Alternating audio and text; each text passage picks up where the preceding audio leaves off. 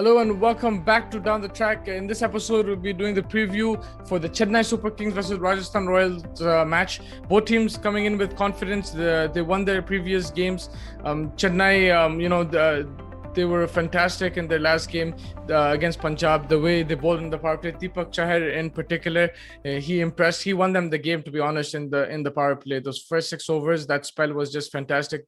He used the slower ball really well, and then Moeen Ali with the bat was sensational. I think these kind of pitches, if the pitches are a bit slower and conducive to spin, a bit sticky, you can use the slower delivery. Then it favors Chennai, to be honest with you. The flat track we saw in the first game, it was a 200 score. It was a 200 kind of ground pitch, and they made 180.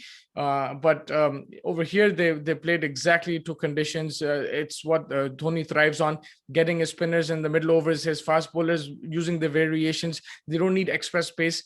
On flatter wickets, you need somebody who has express pace. They don't really have that in their team. But the likes of Deepak Chahar, Shardul Thakur, they thrive in these kind of conditions. And Dwayne Bravo, he just loves it. It's a paradise for him, bowling those cutters at the death. They found a good death bowler in him as well. So yeah, I think Chennai is a team of all-rounders. They have stacked batting till the end. So the way they approach the game as well, they can be aggressive at the top. Their openers haven't performed yet to expectations. Faf and Gaikwad have been a bit out of it. Gaikwad in particular, strike rate has been low. I think they have to back him a few more games and then see. If not, they can bring in Uttappa. He's there in the reserves as well.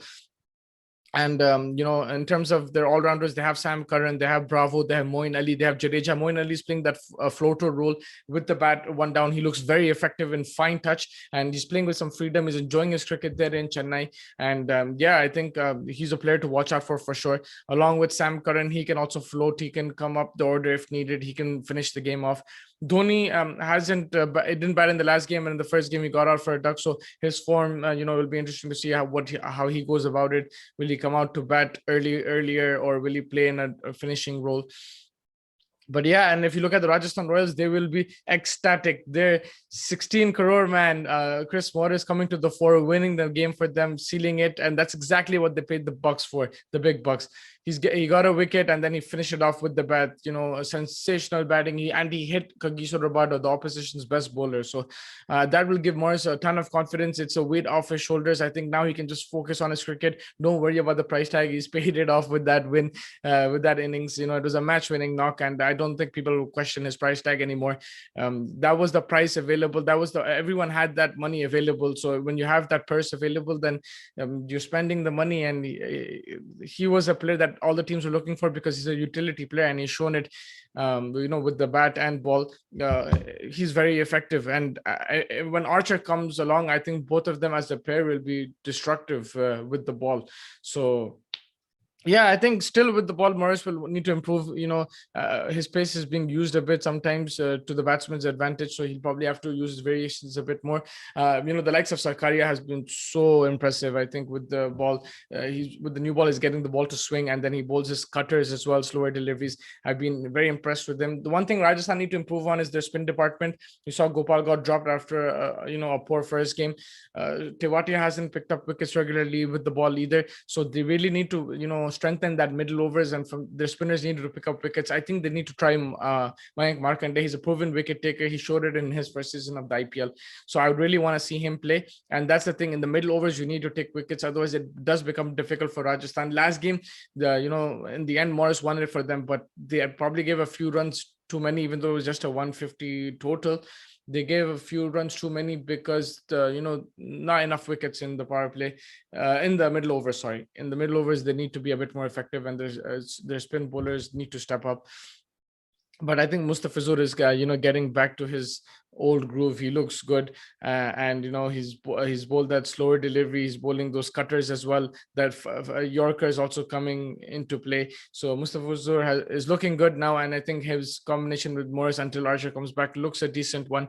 And I think Rajasthan will be depending on that. They need to bowl well at the death, and their batting, Miller, is back in form. He's been in form in the last few months, and he showed that against Pakistan. And then the last game, he's as a replacement for Ben Stokes, straight into the team. He's striking it really well.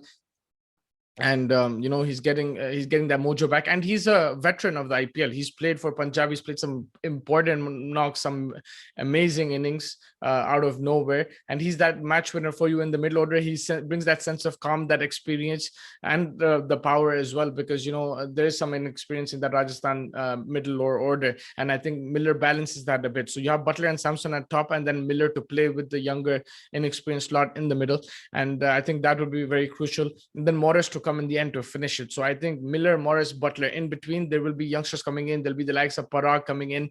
How he bats with, the likes of Miller will be interesting. I think he just needs to rotate the strike and how they communicate as well. I think that will be very important, and it's a great learning curve for these Indian youngsters as well. So yeah, I think a lot to learn from for Rajasthan, and I think going into this game, they'll fancy their chances, but they're coming against a very experienced Chennai side. Again, conditions will be very important. If you get those typical Chennai conditions, a bit of turn in Mumbai, then I think I'd favor Chennai. But if it's a batting wicket, then I favor Rajasthan because they have the firepower. I think the likes of Butler and the likes of Butler, Samson, I think these guys will make use of the flat wicket. So yeah, it'll be interesting for me. It depends on the conditions. Chennai will have their usual combination. I think a couple of spinners in the middle overs, Chahar in the power play. So yeah, it'll be interesting to see how it goes.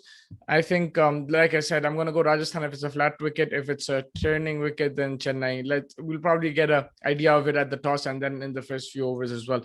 Thank you so much for joining me. Make sure you like and subscribe to our channel, and comment with who you think is going to win this game, the predictions, the players to watch out for as well. And you can always comment at any time, even on an Instagram page as well, on down the track. And yeah, thank you so much for joining me, and take care and have a good night.